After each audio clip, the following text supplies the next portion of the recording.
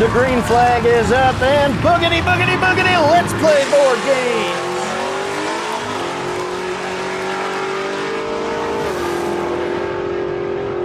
This is NASCAR Champions. It was designed by Craig Van Ness and published by Milton Bradley in 1998.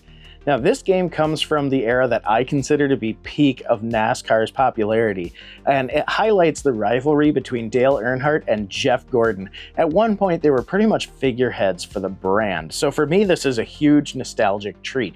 Now, I want to point out today we are playing with $4 worth of fun purchased at my local thrift shop.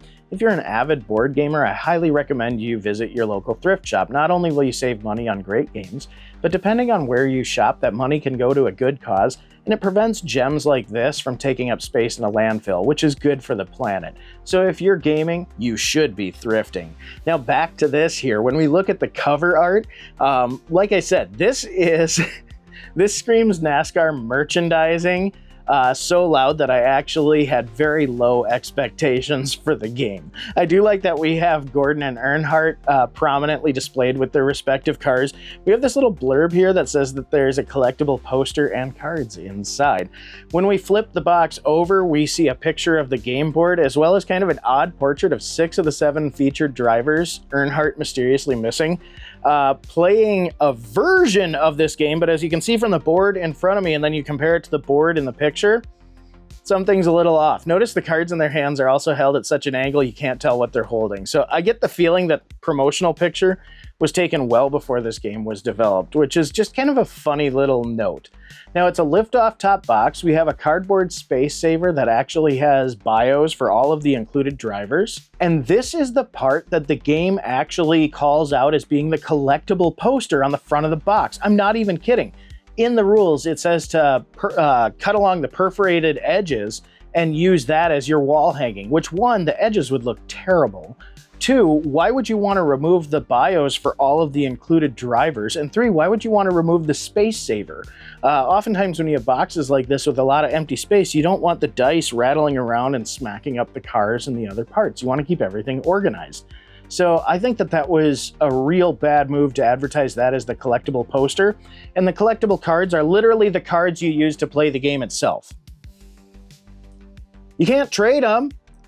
I mean, this reminds me of when Pressman said in their X-Men game that the 18 figurines were collectibles. No, you need them to play the game. Don't refer to parts of the game as collectible if they can't be traded without losing the game.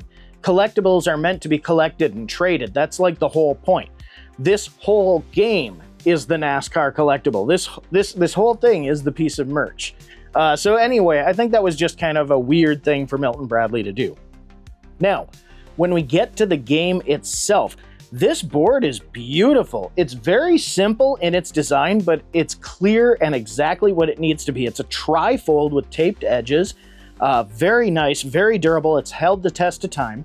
We have the podium in the center here, 1st, 2nd, 3rd, 4th, and 5th place with the amounts that you win for each lap. Each game takes place over the course of 2 laps, and they almost play out like 2 separate races. Now we have 3 lanes on the straights, 2 lanes on the curves to add some challenge there. We have 5 dice numbered 1 through 5. And when I say that, I mean there's 1 die that only has 1 on all 6 sides. Same with 2, 3, 4, and 5. The difference between the sides is what color they are, or if they bear a little checkered flag logo. Each player will have a car, a token to track their score, and a player card for that driver. Now, contrary to the fact that there are 7 drivers featured, only 5 are ever needed to play, so you're constantly discarding one of the blue and one of the black cars, which I think it's just an odd move because, I mean, in the end, Ward Burton hardly ever gets play because who would discard Dale Earnhardt but the most hardcore Jeff Gordon fans? But there's no alternate to Jeff Gordon, so Earnhardt fans are just supposed to take that sitting down? Just saying. We also have Dale Jarrett and we have Mike Skinner here, and I mean, it's potato at that point. They don't have hardcore fandoms that hate each other, so it's really just, do you want to be number 31 or do you want to be number 88? or are you a particular fan of that driver? But that being said, it seemed like a really weird stylistic choice, and I can only imagine that they licensed a certain amount of drivers, or perhaps to get Dale Earnhardt to lend his likeness to this, they had to employ a certain amount of NASCAR drivers, like a half dozen, in order to throw Dale in. It makes sense considering that they have all 6 of the other drivers in the picture on the back of the box, but not Dale. So they probably had to negotiate a premium for him. I don't know. If you know, if you're familiar with this licensing process, comment below. It'd be kind of neat to find out. Anyway, you also get some cards here. These are event cards. They'll be placed in the middle of the track. You will get sponsorship cards here that come in all of the colors of the cards. You will also get gear shifting cards. Each player will get 1 shift gears card that they will hold on to. This really marks if they shift a gear. So as you're playing the game and making your way around the track, you're rolling your dice. If you get a roll that you don't like, once per lap, you get to flip this card or shift gears and get a re-roll. So that's kind of nice. So this game is largely luck-based with a bit of strategy. Once you've selected the 5 drivers that will race, you shuffle their driver cards, and then you deal them out face up to determine who has pole position, and so on. So for instance, if we are just going back to front here, we place our drivers. Oh, I can't have 2 of the same color. It's such a weird deal that they have an extra blue and an extra black, but not extras of the other color cars. So we would all place our player chips on the starting position here. This inside track has cash values. So at the end of the game, whoever's actually won the most money actually wins. So it's not necessarily about winning the race yourself. So for instance, if I have my own car, say that I'm Jeff Gordon here and I'm up front, I roll my dice at the beginning of the turn. Now I pick 3 of the dice that I wish to play, and they will all be played in the order from the lowest number to the highest. So in this instance, I have a red 4, which means I would be able to move my car forward 4 spaces. So I definitely want to play that. I have a checkered 2. Now the checkered flag 2 means that I draw one of these event cards. So I certainly want to draw an event card and see what happens, because it can either hinder my opponent or help me. Now, I don't want to move Dale Earnhardt ahead, so I'm not going to use this 3. And I don't want to move, who do we got here? Bobby Labonte. I don't want to move him ahead either, so I'm going to discard. So I am going to keep this one here for Kenny Wallace because it's only 1. So I only move Kenny ahead 1. So now my action starts with the smallest number and works its way up. So for Kenny, I'm going to just move him ahead. Now to move your cars, they must always move ahead. They can move forward or diagonal. They can't move directly sideways or directly back, which is kind of nice because they can thread the needle between 2 cars if it's a diagonal, which is cool. So I have moved Kenny. Now I get to draw my card. Oh no, spin out, turn any car around. Well, I'm playing as Jeff Gordon, so I'm going to spin Dale Earnhardt out right at the beginning. And I place that at the bottom of the deck. Now it's my turn to play the last die, which moves my car 4 spaces up the track.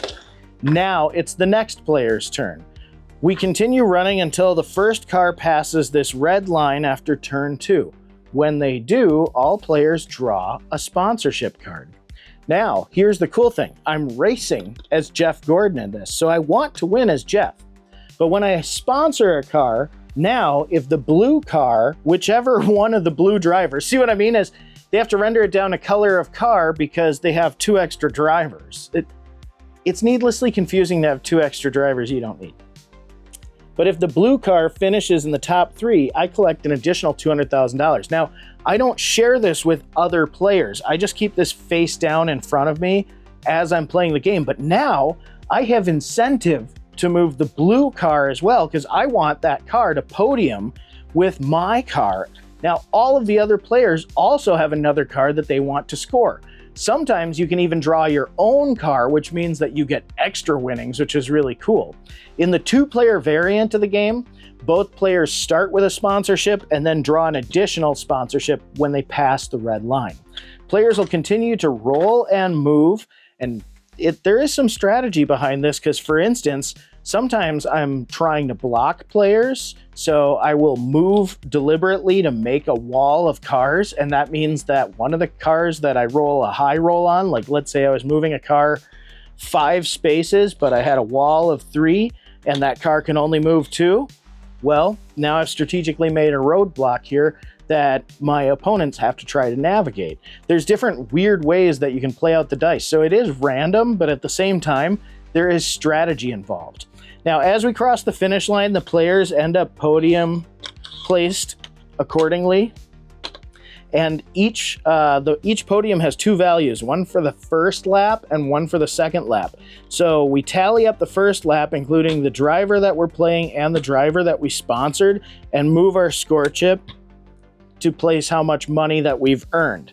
Then the second lap starts. Now, how the second lap works is everybody shuffles their sponsor cards back into the pile because it starts almost like a new race. However, now 5th place gets pole position and so on, which I think is a nice touch. So first, you just deal out cards for random pole position in the first lap, and in the second lap, the person who placed last at least gets some kind of advantage, which when you're playing this game, you'll notice that occasionally cars just don't they don't move. Like if you're, the best case scenario is to play with 5 players, all the cars move evenly when you have 5 players. But when you play like 2 players or 4 players, oftentimes there'll be a car that's neither owned nor has a sponsor that just gets ignored and spun out or what have you. So that can make the race feel less exciting. But when everybody has an incentive for at least 2 cars to get across the map, it gets really exciting. Gameplay for 2 players is relatively short per lap, whereas gameplay with 5 players, I mean, this can end up being a 45-minute to an hour-long race. But I really enjoy the random nature because also when you roll these checker flag ones, sometimes you get spin out where you turn a car around. Sometimes you get things like move any 2 cars 2 spaces, or these, which I think are cool, additional sponsorship things. So if I drew this one, I would again hide this from other players and hold it till the end of the lap. This is if the blue car finishes in the top 3, collect $100,000. And there's a number of these hidden without, or there's like big crash, turn any 3 cars around. So it really changes the nature of the game. So there are a lot of times where I've foregone moving my own car in exchange for choosing chaos and drafting the dice that have all the checker flag print on them. It's just fun. It's like a super clean Thunder Road. I don't know how else to explain it, but I really enjoyed this racing game. Before we get too far into the review here, I also want to point out the instructions are printed full color on bond paper on this little trifold. It's very clear and easy to understand. And clearly they've held the test of time, though they've gotten a little bit stained with wear and tear. Really, the instructions have not fallen apart. Nice heavyweight paper. Now, as far as the game itself, I had very low expectations. I thought this was just going to be like a NASCAR cash grab, but I wanted to give it a shot and see what it was like. I know there are some people who aren't going to like the fact that it's, for the most part, a roll and move, but the fact that you draft the 3 best of the 5 that you roll, and it's not necessarily how high the number is that you roll, but what color you roll as well. So I mean, I've had it where I've drafted a die that results in me not being able to move a car simply because my only option would have been to move an opponent ahead. I really like the fact that you have the sponsorships that you keep secret from the other players, because that gives you the opportunity to use a little bit of subterfuge. I've had it where a player boosted me and I couldn't figure out why, and that was because they actually had sponsorship over my lead car. So I was playing as Earnhardt and they ended up getting sponsored the black car. So I was surprised because we were being cutthroat about everything on the field, but every chance they had, they were also boosting me because they knew that they weren't going to be able to place anything else to be as advantageous as where my car was landing. So what was interesting was at the end of the race, even though their lead car, their primary car, did not score first, they made more money off of me landing there and the other cars they needed making a podium placement, that they still beat me at the end of the race. So there's some strategy involved. I thought that was so neat. But again, this is one of those very happy accidents that I ran across at a thrift shop, and I am so happy that I picked it up. So again, I just want to advise, make sure that you're checking those shelves. You know, make sure that these games get a second life. This could have just as easily ended up in a landfill, and nobody would have enjoyed it as much as I have these past few days since I bought it. What a wonderful game. What's your favorite game that you found at a thrift shop? Comment below and let me know. I want to know what kind of epic come-ups you guys have had. Thanks to my couch potatoes, the channel members who make excellent videos like this possible. You rock, and thank you for joining me. I'm so happy to have the opportunity to look at these really neat little historical curiosities with you. I mean, this has made it 28 years, and I would say it's just as fun now as the day it released. Maybe even more, maybe just for the nostalgia factor. Thanks for joining me. We'll see you next time.